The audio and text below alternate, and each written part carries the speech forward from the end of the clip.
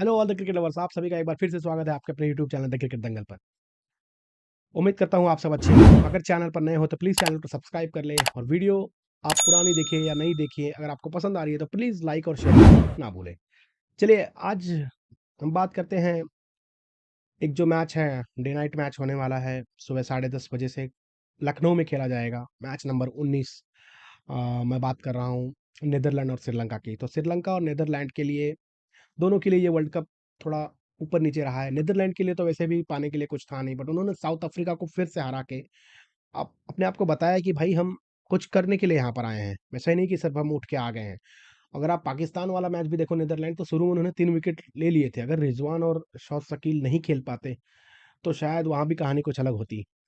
और वही मैं बात करूँ श्रीलंका की, तो श्रीलंका के बॉलर्स काफ़ी पीटे हुए हैं और चले नहीं हैं। अदरवाइज श्रीलंका भी शायद अपने आप को 1 या 2 मैच की जीत के साथ देखती। अफ्रीका के साथ काफ़ी रन लुटाए, फिर पाकिस्तान के साथ जीता हुआ मैच था, 350 रन लगभग आप दे देते हैं। आपके बॉलर्स, फील्डर भी काफ़ी सारे कैच छोड़ते हैं, तो वहाँ से भी उनको थोड़ा सा हेल्प नहीं मिला। तो मेरे ख्याल से अगर थोड़ी सी इंप्रूवमेंट फील्डिंग और बॉलिंग में करती है तो श्रीलंका भी अपने आप को प्रूव कर पाएगी। हालांकि नीदरलैंड ने तो एक मैच जीत लिया, सभी टीमों ने एक मैच जीत लिया है। श्रीलंका अपनी पहली जीत की तलाश में है, तो देखेंगे, हो सकता है यहाँ पर उन्हें पहली जीत मिल जाए। तो ये मैच लखनऊ में होने वाला है। मैं आपको बताने वाला हूँ कि हमें अपनी टीम कैसी बनानी है, स्मॉल लीग के लिए या ग्रैंड लीग के लिए। ग्रैंड लीग में लक की ज़रूरत होती है, बट अगर आप जो मैं बताऊंगा, जैसा परफॉर्मेंस दिखाऊंगा, उसके हिसाब से टीम बनाते हैं तो ग्रैंड लीग में भी आपकी जगह बनेगी, और स्मॉल लीग में तो डेफिनेटली आप जीतने ही वाले हो। तो चलो, सबसे पहले हम लोग चलेंगे, देखेंगे कि भाई जो मैच होने वाला है किस ग्राउंड पे होगा। तो आपको पता होगा कि श्री अटल बिहारी, भारत रत्न श्री अटल बिहारी वाजपेयी स्टेडियम है लखनऊ में।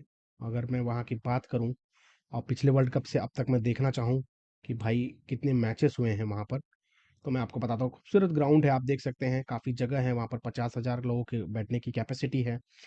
पिछले वर्ल्ड कप से लेकर अब तक 6 मैचेस हो चुका है, तो काफ़ी ज़्यादा मैचेस हुए हैं। आपको ऑन एन एवरेज कितना रन बनेगा सब पता चलने वाला है आसानी के साथ। और अच्छा ग्राउंड है, 65 से 70 मीटर के रेंज में आपको बाउंड्री मिलती है। तो बैटर के लिए भी काफ़ी अच्छा है, बॉलर के लिए भी ठीक ठाक है कि भाई उसके लिए भी 70 मीटर की बाउंड्री है, तो उसको भी लगता है कि ठीक है, एक डिसेंट बाउंड्री है। अब मैं अगर आपसे बात करूं तो इन 6 मैचों में आप पहली इनिंग का स्कोर देख सकते हैं, लगभग 240 प्लस है। बट मेरे ख्याल से अगर जो टीम बैटिंग करती है, अगर नीदरलैंड भी बैटिंग करती है, 265 रन तक पहुंच जाती है, श्रीलंका भी, तो एक अच्छा स्कोर होगा, बहुत ज़्यादा फाइटिंग होगा, और ये विनिंग स्कोर मैं बोल सकता हूँ। अब सेकेंड इनिंग का वैसे स्कोर तो काफ़ी कम है, बट अगर आप यहाँ पर देखोगे विनिंग टीम, तो आप देख सकते हो 50% जो पहले सेकेंड बैटिंग चेस करता है और 50% जो पहले बैटिंग करता है, तो दोनों के लिए इक्वल चांस है, फेयर ग्राउंड है एकदम।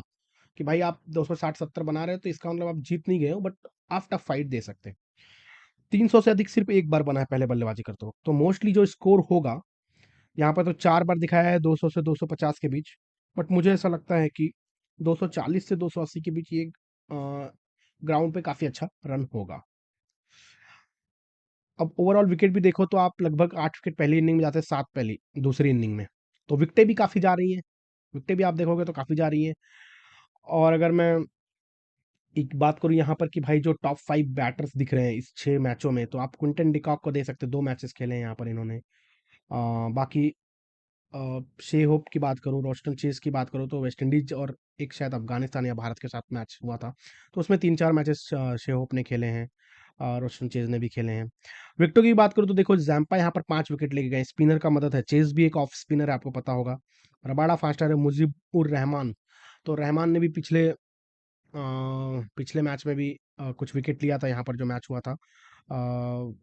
और उसके साथ साथ मैं अगर बात करूँ कि, तो फास्टर को भी यहाँ पर मदद है, बट स्पिनर भी काफ़ी अच्छा विकेट ले जाता है। अगर मैं यहाँ पर देखूँ तो लगभग 48% विकेटें स्पिनर लेके जा रहे हैं, तो अगर 15 विकेटें जा रही हैं तो आप समझ सकते हो कि 7 या 8 विकेटें लगभग स्पिनर लेके जा रहा है, और फास्टर को भी उतनी ही मदद है।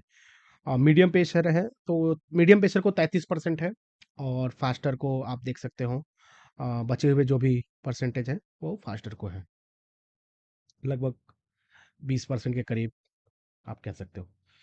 तो ये तो इस ग्राउंड का हिसाब है कि भाई ग्राउंड कैसा खेलता है, कितना रन बन सकता है, किस टाइप के बल्लेबाज, किस टाइप के बॉलर यहाँ पर विकेट ले सकते हैं, किस टाइप के बल्लेबाज रन बना सकते हैं। लेकिन अब आप हम आपको दिखाएंगे कि भाई हेड टू हेड क्या कभी अ, श्रीलंका और नीदरलैंड का मैच हुआ है।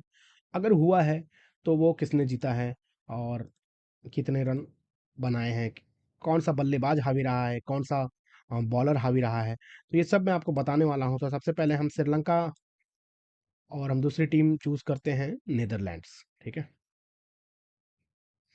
नीदरलैंड्स ऊपर चला गया था जी। ऑरेंज जर्सी से अफ्रीका को काफ़ी डर लगता है, मुझे ऐसा लग रहा है। तो अगर मैं ओवरऑल देखूं तो दो मैचेस ही हुए हैं वैसे तो पिछले कुछ वर्षों में, वो भी मेरे ख्याल से जो वर्ल्ड कप क्वालिफायर था उसमें हुआ होगा। तो आप इसमें देख सकते हैं कि ओवरऑल जो दो मैचों में बैटिंग पहले करने के बाद श्रीलंका ने मैचेस जीते हुए हैं। अब मैं अगर कुछ बात कर लूँ कुछ रन्स की, कौन से प्लेयर ने कितने रन्स बनाए हैं, तो आप देखोगे धनंजय डिसिल्वा टॉप स्कोरर रहे इन दोनों मैचों में, हालांकि ज़्यादा रन नहीं है। महेश थिक्सना बॉलिंग करके ज़्यादा विकेट लिए हैं। अब मैं पहले सबसे पहले नीदरलैंड की बात कर लूँ तो उनके कप्तान ने 34 के एवरेज से खेली हुई है पारी। बरीसी ये तो हालांकि है, बसदिलिटी का 41 का एवरेज, एक ही मैच खेला था, तो मेरे ख्याल से ज़्यादा कुछ रन बनाए नहीं थे। और यहाँ पर आप देखेंगे ध्यान से तो इनके जो दो तीन प्लेयर वही आप देख सकते हैं, Bas de Leede, Scott Edwards, Logan van Beek 2 मैचों में 5 विकेट। साकिब जुल्फिकार अच्छे स्पिनर हैं, इनको खिलाया नहीं है अभी तक, बट ये लखनऊ है, मेरे ख्याल से इनको मौका दे सकते हैं। और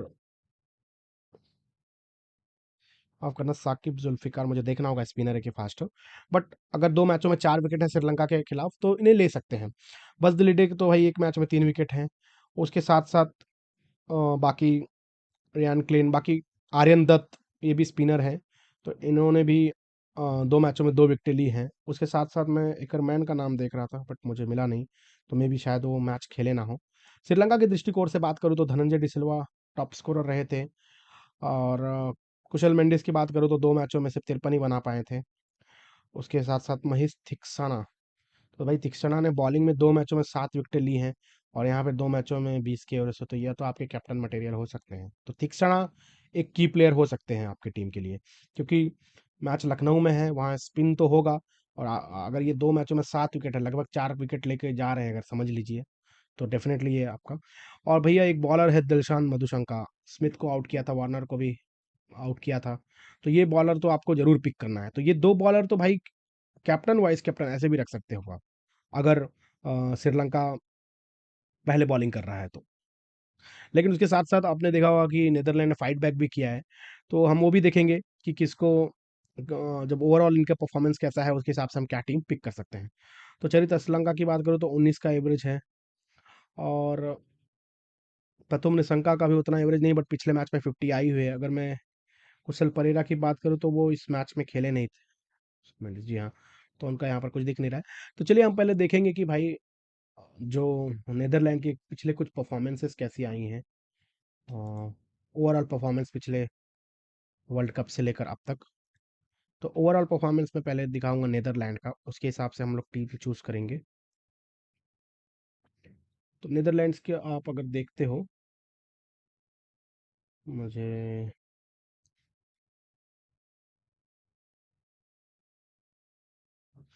तो ये कुछ आप देख सकते हो, स्कॉट एडवर्ड्स, बस दिलिडे, उसके बाद मैक्स ओडाउड, विक्रमजीत सिंह, तो ये कुछ टॉप परफॉर्मर है पिछले 4 वर्षों से अभी तक। अगर मैं इस वर्ल्ड कप की बात करूँ कि भाई वर्ल्ड कप में जो भी इन्होंने मैचेस खेले हैं उसमें क्या परफॉर्मेंस आई है, उसमें कौन टॉप पर रहा है, तो वो भी मैं आपको दिखा देता हूँ कि भाई, तो ताकि आप लोग उसके बेसिस पे भी। तो वर्ल्ड कप की बात करूँ तो स्कॉट एडवर्ड 54 के एवरेज से रन बनाए हैं, उसके बाद इकरमैन 32 की एवरेज है, बस दिलिडे 29 की एवरेज है। बाकी मैं नीचे वाले प्लेयर्स का उतना नाम नहीं लूंगा, तो ये आप 3 प्लेयर्स ले सकते हैं। और वैसे मैं बॉलिंग की भी बात करूं तो आप देख सकते हैं बस दिलिडे, पॉल वैन मिक्रन, इनका नाम, और लोगन वैन बीक एक मैच खेले नहीं थे लेकिन 2 मैचों में 4 विकेट है। तो वही है, ये 3 बॉलर तो डेफिनेटली है। इकरमैन की बात करूँ तो 3 विकेटें हैं, प्लस कुछ 30-32 का एवरेज है। तो ये 3 प्लेयर जैसे मैंने कहा, बस दिलिडे, पॉल वैन मिक्रन, लोगन वैन बीक और स्कॉट एडवर्ड्स, और उसके साथ साथ अगर इकरमैन को लेते हैं तो 4 या 5 प्लेयर बस यहाँ से उठाने हैं। अब मैं वही श्रीलंका की ओवरऑल परफॉर्मेंस की बात कर लूँ तो ओवरऑल परफॉर्मेंस में बात करूंगा जो पिछले वर्ल्ड कप से लेकर अब तक आई हुई है ना।